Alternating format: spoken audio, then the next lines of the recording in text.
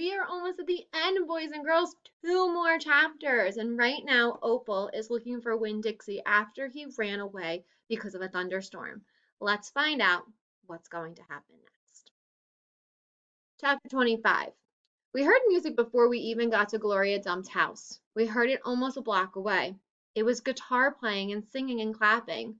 I wonder what's going on, my father said. We walked up Gloria's sidewalk and around the back, through her yard and into the kitchen. What we saw was Otis playing his guitar and Miss Franny and Gloria sitting there smiling and singing. Gloria holding Sweetie Pie in her lap. Amanda and Dunlap and Stevie were sitting on the kitchen floor clapping along and having the best possible time. Even Amanda was smiling. I couldn't believe they were so happy when Dixie was missing.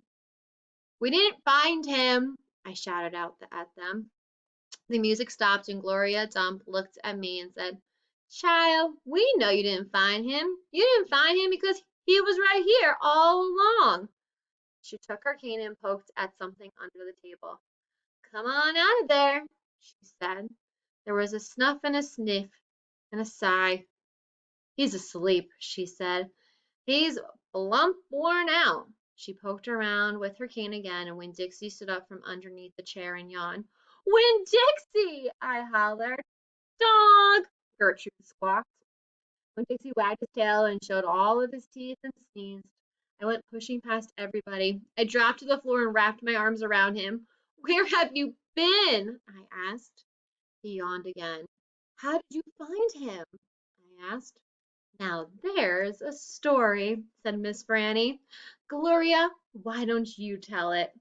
Well, said Gloria, we was all just sitting around waiting on you two. And after I convinced these Dewberry boys that I ain't no scary witch at all, or full of spells or potions. She ain't no witch, Stevie said. He shook his bald head.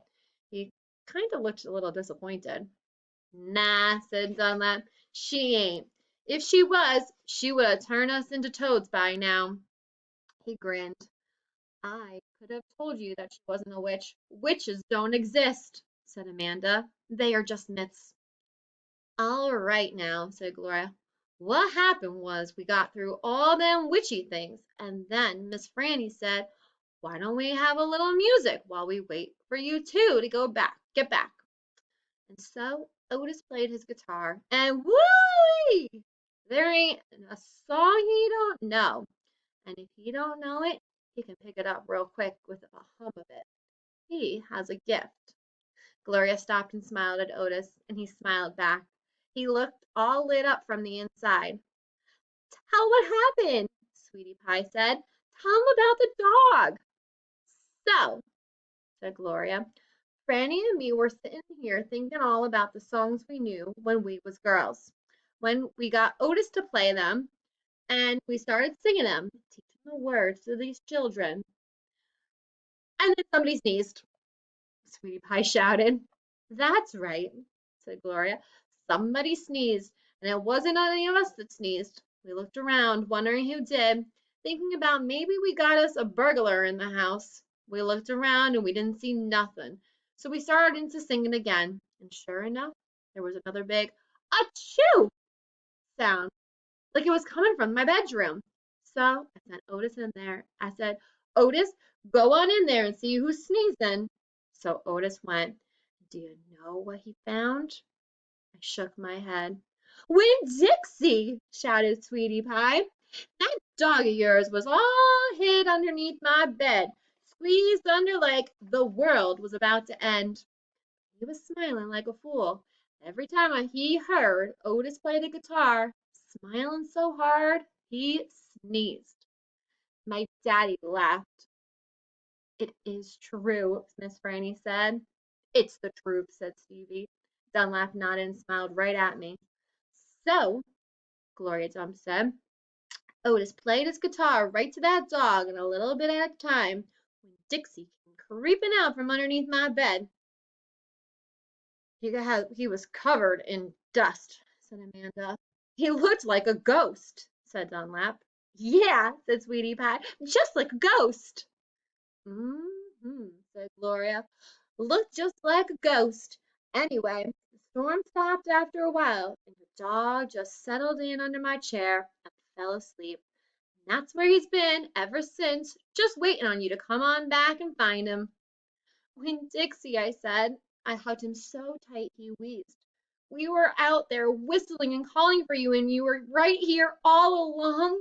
Thank you, I said to everybody. Well, said Gloria, we didn't do nothing. We just sat here and waited and sang some songs. We all got to be good friends now. The punch ain't nothing but water, and the egg salad sandwich got tore up in the rain. You gotta eat them with a spoon if you want to eat the egg salad. But we got pickles to eat and litmus lozenges, and we still got a party going on. My daddy pulled out a kitchen chair and sat down. Otis said, do you know any hymns? I know some, said Otis. You hum it, Miss Franny said, nodding her head, and he can play it. So my daddy started humming something, and Otis started picking it out on his guitar. And when Dixie wagged his tail and laid back down underneath Gloria's chair, I looked around the room at all the different faces, and I felt my heart swell up inside with pure happiness. I'll be back in a minute, I said. They were all singing now and laughing, and when Dixie was snoring, so no one heard me. I'm so happy that they found Winn-Dixie. Can you believe that he was at the house the whole time? Wow. Also, did you notice something about how Opal was talking about her father? That she wasn't calling him the preacher anymore. She said, Daddy. Interesting stuff. So I really hope you liked that chapter of Because of Winn-Dixie. It's one of my favorites. I'm so happy, and Opal is so happy, and her heart is about to explode of happiness. So um, today, just talk about the characters and what you have seen change throughout the book. How has the book changed from the beginning to now? What's happening? We got one more chapter to do. I'm going to be reading that live on Zoom on Friday. Can't wait to finish the book with you and have a good day. Bye, boys and girls.